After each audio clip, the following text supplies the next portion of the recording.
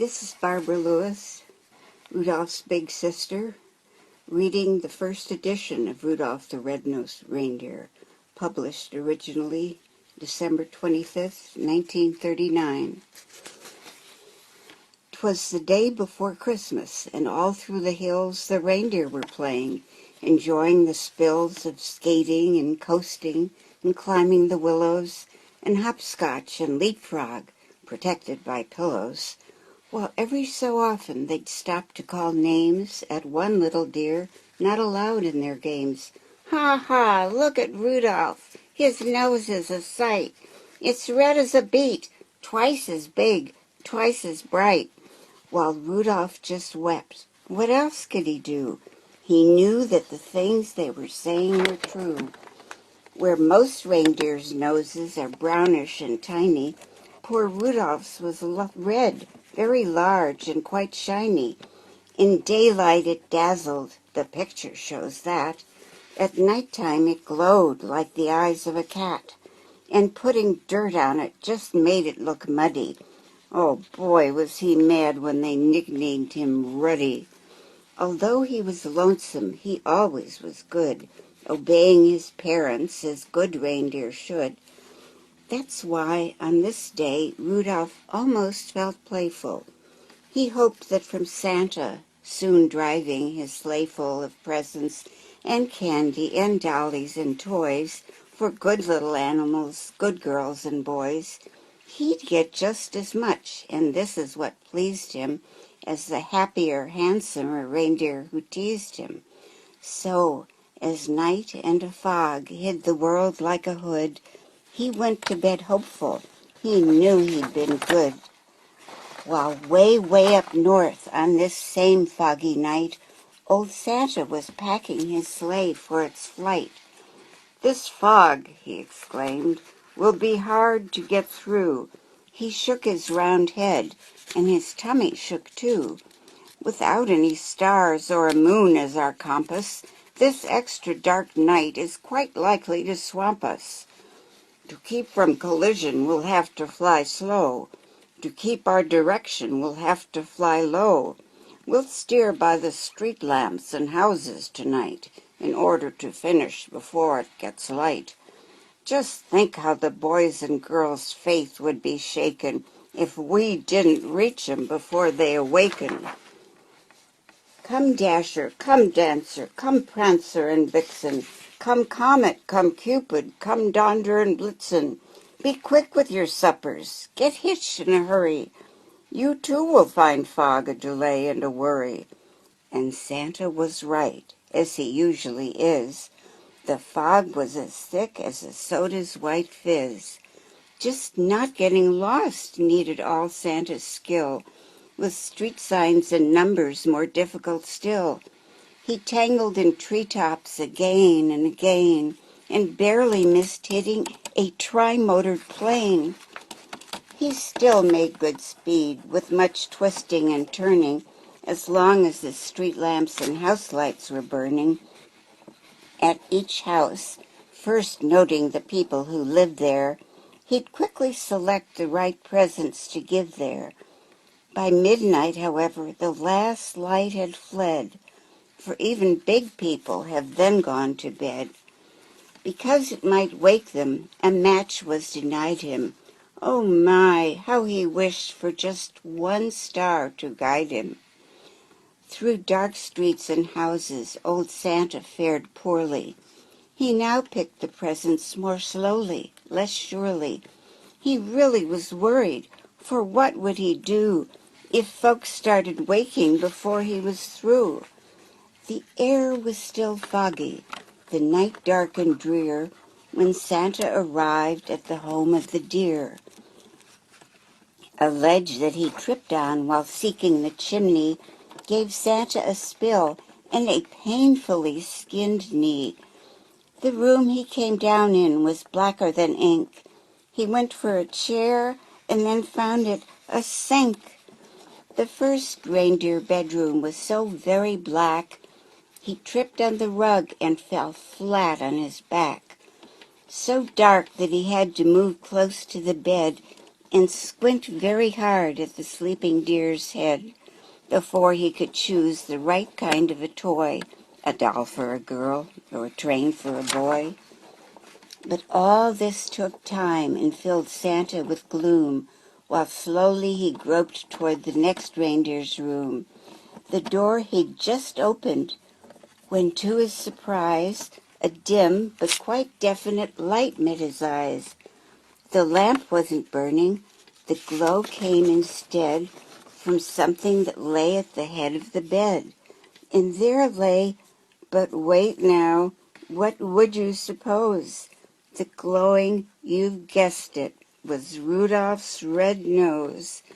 So this room was easy. This one little light let Santa pick quickly the gifts that were right. How happy he was till he went out the door.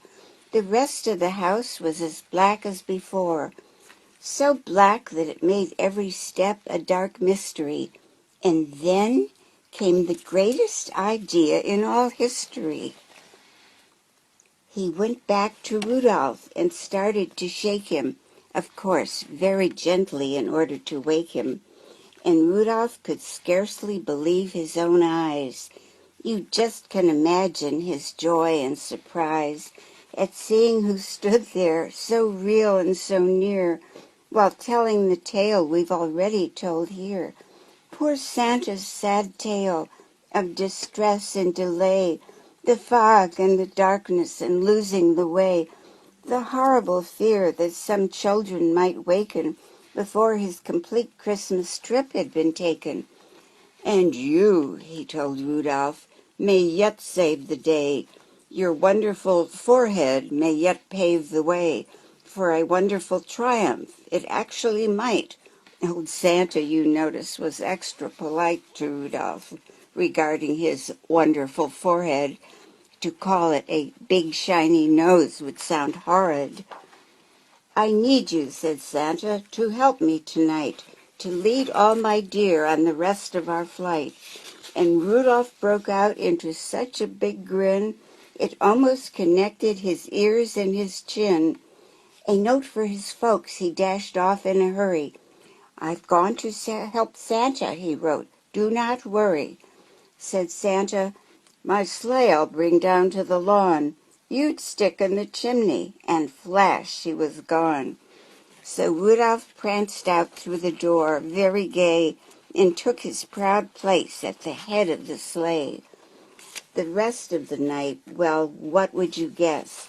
Old Santa's idea was a brilliant success. And brilliant was almost no word for the way that Rudolph directed the deer and the sleigh.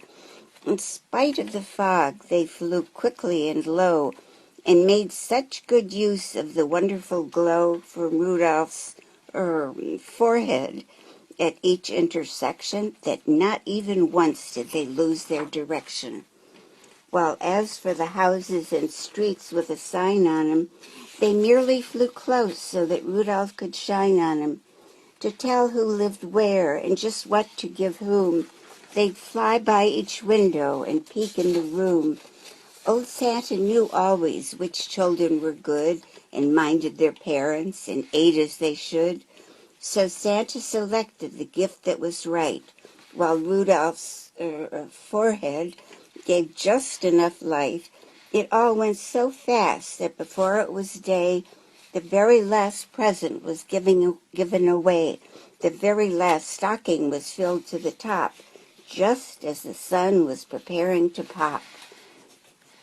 This sun woke the reindeer in Rudolph's hometown. They found the short message that he'd written down, then gathered outside to await his return. And were they excited, astonished to learn that Rudolph, the ugliest deer of them all, Rudolph the red-nosed, bashful and small, the funny-faced fellow they always called names and practically never allowed in their games, was now to be envied by all far and near, for no greater honor can come to a deer than riding with Santa and guiding his sleigh, the number one job on the number one day. The sleigh and its reindeer soon came into view, and Rudolph still led them as downward they flew. Oh boy, was he proud as they came to a landing right where his handsomer playmates were standing. These bad deer, who used to do nothing but tease him, would now have done anything only to please him. They felt even sorrier they had been bad when Santa said, "Rudolph, I never have had a deer quite so brave or so brilliant as you at fighting black fog and at guiding me through. By you, last night's journey was actually bossed. Without you, I'm certain we'd all have been lost. I hope you'll continue to keep us from grief on future dark trips as Commander-in-Chief." The crowd first applauded, then started to screech, "Hooray for our Rudolph!" and "We want a speech." But Rudolph was bashful, despite being a hero, and tired. His sleep on the trip totaled 0. So that's why his speech was just brief and not bright. "Merry Christmas to all, and to all a good night." And that's why, whenever it's foggy and gray, it's Rudolph the Red-Nosed who guides Santa's sleigh. Be listening this Christmas, but don't make a peep, 'cause that late at night children should be asleep. The very first sound that you'll hear on the roof, provided there's fog, will be Rudolph's small hoof. And soon after that, if you're still as a mouse, you may hear a swish as he flies round the house and gives enough light to give Santa a view of you and your room. And when they're all through, you may hear them call as they drive out of sight, "Merry Christmas to all, and to all a good night." This is Barbara Lewis, Rudolph's big sister, reading Rudolph the Red-Nosed Reindeer by Robert L. May, my father, written in December of 1939.